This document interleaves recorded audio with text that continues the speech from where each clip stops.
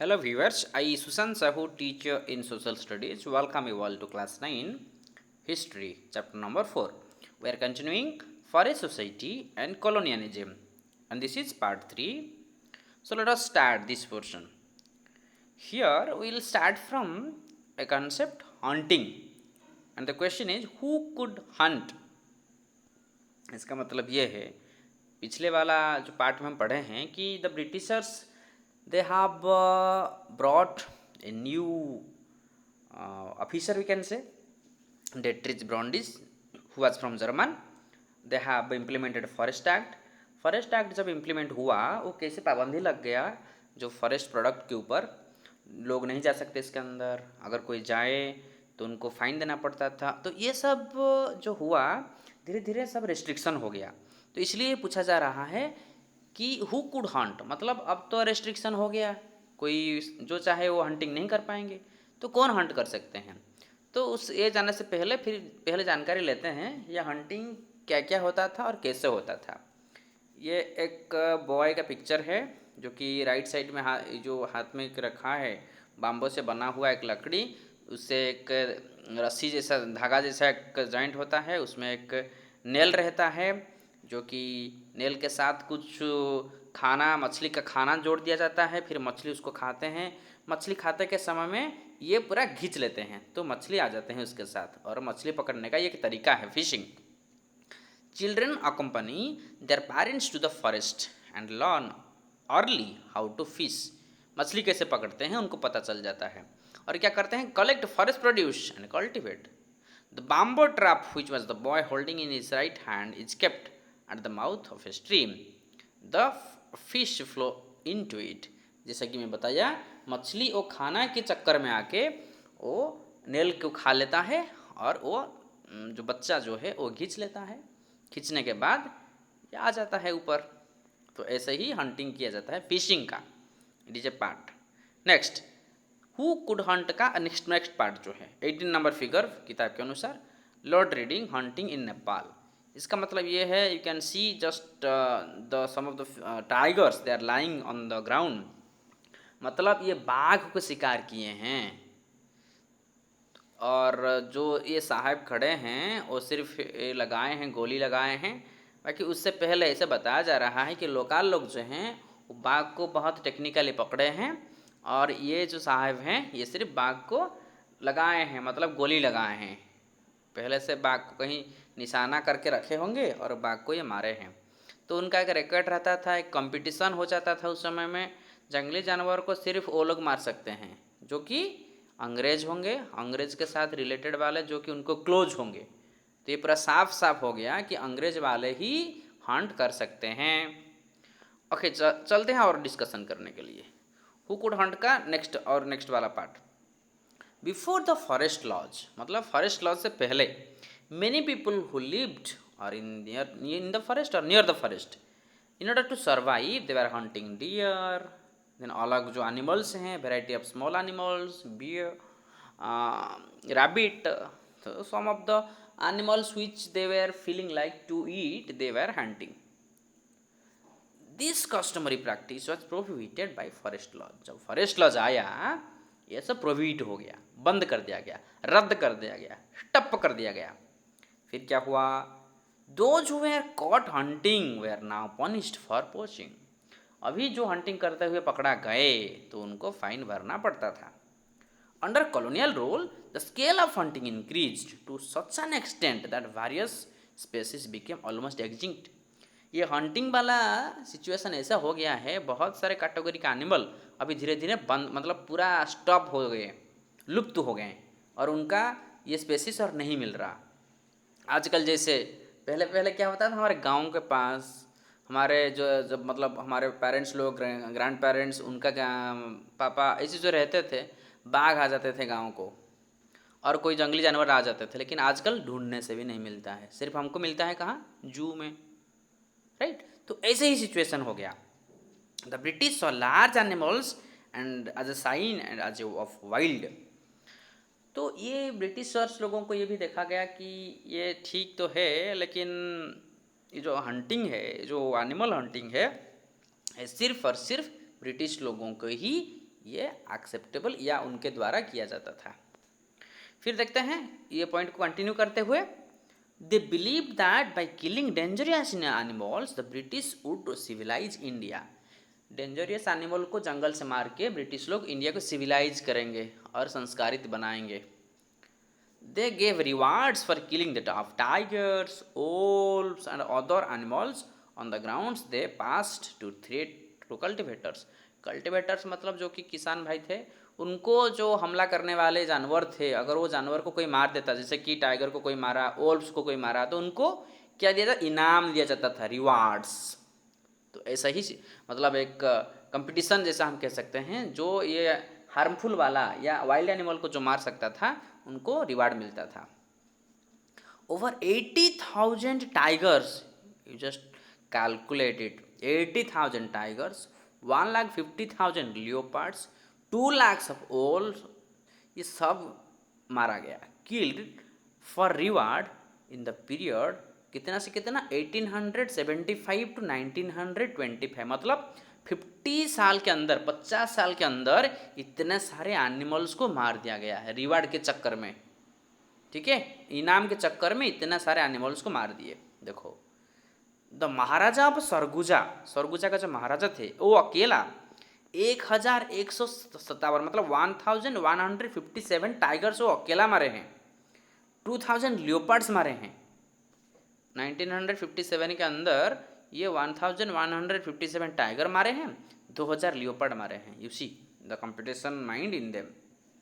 The British administrator George Yule killed 400 tigers. Initially certain areas of forest were reserve for hunting, कुछ area ऐसा था reserve किया जाता था जो कि ब्रिटिशर्स के अंडर था, वो सिर्फ हंटिंग के लिए ही था। तो ये सब जो हंटिंग वाला स्ट्रैटेजी था, उनका जो कंपटीशन था, उस ब्रिटिश लोगों के द्वारा किया जाता था, उनके द्वारा हैंडल किया जाता था। और ये सारे से सारे जो जानवर को मारते थे, इसका जो भी चीज़ मिलता था, जो कि बेचने वाला चीज़ हो, वो सब ब्रिटिशर्स ही लेते थे। Next, new trades, new employments and new services. ठीक है, new trades, new employments, new services.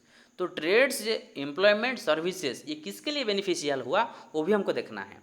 चलो देखते हैं पहले ब्रिटिशर्स से पहले, जब ब्रिटिशर्स आए उससे पहले कैसा वाला सिचुएशन था।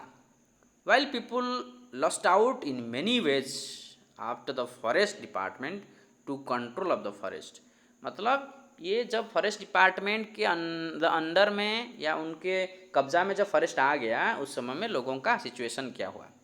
सम people benefited from the new opportunities that had opened up in trade. कोई कोई लोगों को कुछ चीज़ मिला, न्यू अपॉर्चुनिटी ट्रेड बिजनेस करने के लिए मिला, जो कि वो बेनिफिट हुए। Many communities left there traditional occupation, बहुत सारे कम्युनिटी, बहुत सारे ग्रुप्स ऐसे थे, उनका ट्रेडिशनल ऑक्यूपेशन मतलब वो पहले से जो काम करते आते थे, क्योंकि पहले से वो क्या करते थे, जंगल जाते थे, फॉरेस्ट प्रोडक्ट कलेक्शन करते थे, उसको इकट्ठा करते थे, खुद का यूज के लिए रखते थे, बाकी जो सब पास वाला गांव में बेचते थे। तो ये जो चीज़ था ये तो बंद हो गया, क्योंकि फॉरेस्ट अभी अंग्रेज लोगों के कब्जा में है। तो ये जो ट्रेडिशनल ऑक्यूपेशन वो बंद हो गया। और क्या किए, they started trading in forest products. तो अभी धीरे धीरे क्या हुआ, फॉरेस्ट प्रोडक्ट जो भी उनका लोकेलिटी में मिलता था वो धीरे धीरे व्यापार करने लगे। In India the trade in forest products was not new. Bharat में ये फॉरेस्ट से या फॉरेस्ट से मिलने वाला जो चीज़, ये व्यापार, ये कोई नया वाला चीज़ नहीं है, पहले से भी था। From the medieval period onwards we have records of Adivasi communities trading elephants and other goods. हमको ये पता है या हमारे पास ये भी रिकॉर्ड है कि मेडिएवल पीरियड के बाद बहुत सारे फॉरेस्ट प्रोडक्ट्स को बेचा जाने वाला हमको देखने के लिए मिलता है। एग्जाम्पल जैसे कि क्या क्या बेचते थे, जैसे कि hides, horns, silk, cocoons, ivory, bamboo, spices, fibre, grasses, gums, resins throughout nomadic communities like the Banjaras. तो ये जो कम्युनिटी होते थे, ये जो फॉरेस्ट कम्युनिटी होते थे, ये सारे चीज़ को, सारे सामान को, कोई सामान एनिमल से मिलता था, कोई सामान बर्ड से मिलता था, कोई पेड़ से, पेड़ का छिलका से, पेड़ का पत्ता से, पेड़ का फूल से, पेड़ का मूल से। तो ये जो सारे चीज़ है वो बेचा जाता था। Okay, next, after the Britishers, Britishers के बाद मतलब ब्रिटिशर्स जब कंट्रोल में ले लिए फॉरेस्ट को, तो क्या हुआ, with the coming of Britishers however the trade was completely regulated by the government. अभी जो ट्रेडिंग है, जो बिजनेस है, गवर्नमेंट के द्वारा रेगुलेट किया गया। The British government gave many large European trading firm and sole right to the trade in the forest products of particular areas. कुछ एक स्पेसिफिक एरिया था जिस एरिया को सिर्फ वो लोग, मतलब ब्रिटिशर्स जिनको अलाउ करते थे, वो लोगों से टैक्स लेते थे, सिर्फ उनको फॉरेस्ट प्रोडक्ट करने के लिए, फॉरेस्ट प्रोडक्ट यूज करने के लिए उनको ही मौका देते थे। Okay, grazing and hunting by local people were restricted. और ये भी बताया गया कि लोकल लोग जो हैं, गाय या उनके पास जो जानवर हैं, जो पालतू जानवर, वो ग्रेजिंग नहीं करवा सकते, हंटिंग नहीं कर सकते, रिस्ट्रिक्शन हो गया। इन द प्रोसेस मेनी पास्टोरलिस्ट मतलब जो कि पालतू जानवर घर में रखते थे, जैसे कि गाय हैं, जैसे कि गोट हैं, शिप हैं। नोमाडिक कम्युनिटीज़ जो कि कोराभा, कराचा, येरुकुला, माड्रास प्रेसिडेंटी का, उनका जो लाइवलीहुड्स है, उनका जो लाइफस्टाइल है, धीरे धीरे ख़राब होने लगा, धीरे धीरे उनका लाइफ स्पॉइल होने लगा। क्योंकि ये अगर जंगल को जाना, जानवर को बंद कर देंगे तो खाएंगे क्या, और वो भी क्या खाएंगे, इंसान भी क्या खाएंगे। अगर फॉरेस्ट वाला जो प्रोडक्ट है वो मना किया जाएगा कि नहीं आप नहीं ले सकते फॉरेस्ट से, तो कहाँ जाएंगे ये लोग। Some of them began to called criminal tribes. तो ये जो कैटेगरी थे, उन जो कैटेगरी के अंदर से कुछ ग्रुप को क्रिमिनल ट्राइब्स बोला गया। And were are force to work instead of factories, mines and plantations under government supervision. और गवर्नमेंट का जो सुपरविजन के अंडर में इनको जहाँ जहाँ लेते थे, मतलब फोर्सफुली, ज़बरदस्त, कोई फैक्ट्री से काम करते थे, कोई माइनिंग काम करते थे, प्लांटेशन लगाते थे, मतलब अंग्रेज लोगों का जो सारे काम हैं वो सारे काम में ये काम करने के लिए जाते थे ज़बरदस्ती। ओके, अबाउट अपॉर्चुनिटीज, फिर अपॉर्चुनिटी के बारे में थोड़ा ध्यान देते हैं। New opportunities of work did not always mean improved wellbeing for the people. ये जो अपॉर्चुनिटी का बात है, ये कॉमन लोगों के लिए उतना बेनिफिशियल नहीं था। तो कैसा था, आसाम में जैसे कि both men and women from forest communities like Santhals and Oraons from Jharkhand, ये जो सब कैटेगरी लोग हैं, जैसे कि आसाम का है, झारखंड का है, और हम देखेंगे छत्तीसगढ़ का है, इनको सब प्लांटेशन, टी प्लांटेशन में रिक्रूटमेंट दिया गया, या उनको ज़बरदस्ती काम में लगाया गया। उनको पैसा कुछ नहीं मिलता था, सिर्फ कुछ मतलब ऐसा ही हिस्सा मिलता था।